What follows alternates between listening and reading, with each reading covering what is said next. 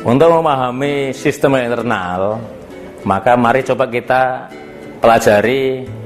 Ini ada visualisasi atau gambaran bagaimana komponen-komponen pengendalian internal ada di dalam satu organisasi. Lingkungan pengendalian di dalam organisasi ini bisa kita lihat bahwa adanya integritas dan komitmen dari para pihak-pihak yang terlibat dalam organisasi.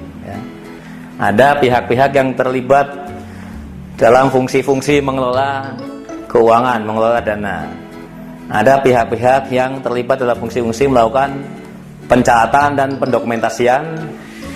Ada pihak-pihak yang melakukan fungsi pelaksanaan kegiatan di lapangan. Kemudian ada pihak dari pengawasan maupun dari pembina organisasi tersebut.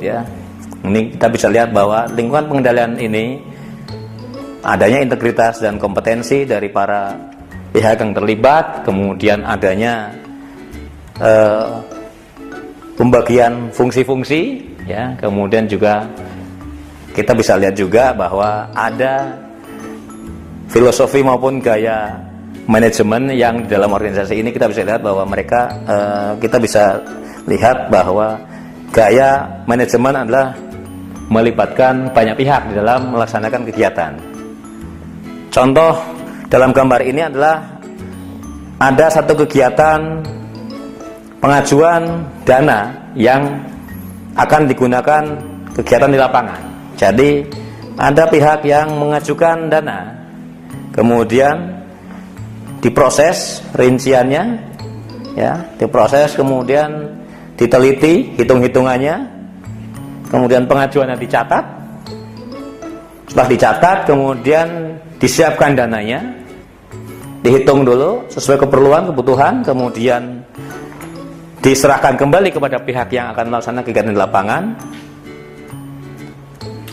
Setelah diterima oleh kegiatan di lapangan, maka tim yang mau ke lapangan ini membagi kepada yang lain untuk melakukan kegiatan di lapangan, sesuai alokasi yang sudah direncanakan, yang sudah disiapkan, Jadi ini adalah gambaran bahwa mereka untuk kerja di lapangan itu berbagi.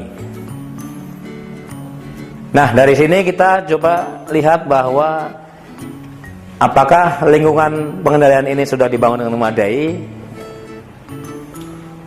Ini gambarannya sudah memadai karena ada beberapa pihak terlibat, strukturnya sudah ada, pembagian tugas sudah ada, integritas dan komitmen sudah ada. Berikutnya tentu kita harus analisa apakah kemudian kegiatan ini ada resiko-resiko yang mungkin timbul, Ini harus kita analisa untuk memudahkan merancang aktivitas pengendalian agar resiko-resiko tersebut yang mungkin muncul bisa diminimalisir, Karena beberapa resiko ini sudah bisa kita amati kemungkinan akan muncul, baik resiko yang sifatnya umum maupun resiko yang sifatnya bawaan, termasuk resiko yang akan muncul dari dalam maupun resiko yang akan muncul dari luar. Apa saja resikonya? Mari kita lihat satu persatu. Mari kita analisa resiko-resiko yang timbul dari kegiatan yang ada di dalam organisasi ini. Resiko-resiko yang mungkin muncul dari internal ini ada resiko kehilangan, pencurian, sistemnya rusak atau tidak jalan sesuai dengan yang diharapkan, atau mungkin dikorupsi. Kemudian resiko berikutnya ini kita bisa lihat mengelola dana yang lumayan banyak secara tunai. Ini ada risiko dari luar, Ada kemungkinan petugas lapangan mengalami risiko ditodong atau kecurian. Kemungkinan juga risiko yang lain adalah pada saat pelaksanaan kegiatan ada dana yang disalahgunakan oleh petugas atau staf pelaksana di lapangan. Kemudian juga ada risiko bahwa pertanggungjawaban dari kegiatan itu bisa jadi dokumen-dokumennya hilang ya, atau tidak tercatat dengan baik. Oleh karena itu, dari gambaran ini kita bisa melakukan beberapa hal untuk merancang aktivitas pengendalian. Kita sudah deteksi beberapa risiko-risiko yang muncul, maka aktivitas pengendalian harus diarahkan supaya meminimalkan risiko. Bagaimana meminimalkan risiko membawa uang terlalu banyak? Kita bisa misalkan membuat kebijakan. Orang di lapangan tidak perlu membawa uang terlalu banyak, tapi sebagian melalui transfer ke bank. Nah, ini sebagian dana simpan aja di bank. Kemudian nanti baru setelah pertanggungjawaban digunakan. Kemudian pada saat melakukan proses pencarian dana harus dihitung secara detail, secara rinci, secara akurat ya. Karena proses ini akan diamati juga nantinya oleh pihak dari luar ya, termasuk donatur kita. Kemudian juga bagaimana membuat aktivitas merancang aktivitas pengendalian supaya terhindar dari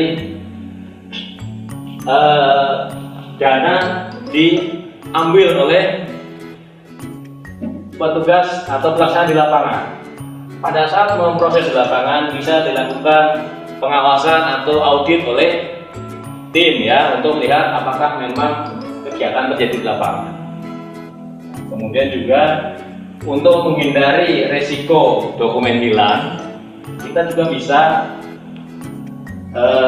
melibatkan pihak lain untuk pada saat kegiatan ada yang mengecek dokumentasi dari seluruh proses yang ada. Dengan demikian kita bisa bisa menghindari risiko yang ada. Dan kemudian nanti seluruh aktivitas pengendalian akan kita uji apakah SPI yang diterapkan itu bisa dianggap memadai atau tidak. Jadi ini kira-kira bisa kita visualisasikan bagaimana 5 komponen dalam merancang SPI harus diterapkan.